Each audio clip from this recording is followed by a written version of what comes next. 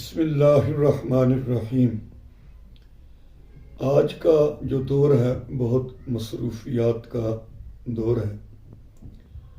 گھر میں بوڑھے والدین ہوتے ہیں مگر وہ تنہائی کا شکار ہو جاتے ہیں۔ اولاد اپنی مصروفیات میں مصروف رہتی ہے اور والدین کا حال و احوال نہیں پوچھتی۔ اگر وہ گھر آتے ہیں تو وہ اپنی اولاد اپنے بیوی بچوں میں مصروف ہو جاتے۔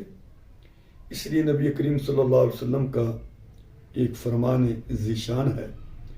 حضرت عبداللہ ابن عمر رضی اللہ تعالی عنہ نے روایت کیا ہے، بہقی شریف میں بھی ہے، تفسیر در منصور کی 4 جلد 173 صفحے میں بھی یہ روایت موجود ہے کہ نبی کریم صلی اللہ علیہ وسلم نے فرمایا کہ تمہارا چارپائی پر سونے سے پہلے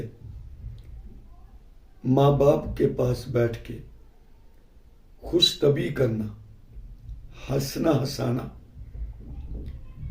راہ خدا میں تلوار سے جہاد کرنے سے بھی افضل ہے۔ ظاہر ہے جب رات کا وقت ہوتا ہے آدمی اپنے بیوی بچوں کے پاس جا کر سو جاتا ہے۔ اگر تنہا باپ ہے تو وہ ایک علیحدہ کمرے میں ہوگا اور تنہائی کا شکار، یا اکیلی بھی ماں ہے تو وہ تنہائی کا شکار ہوگی۔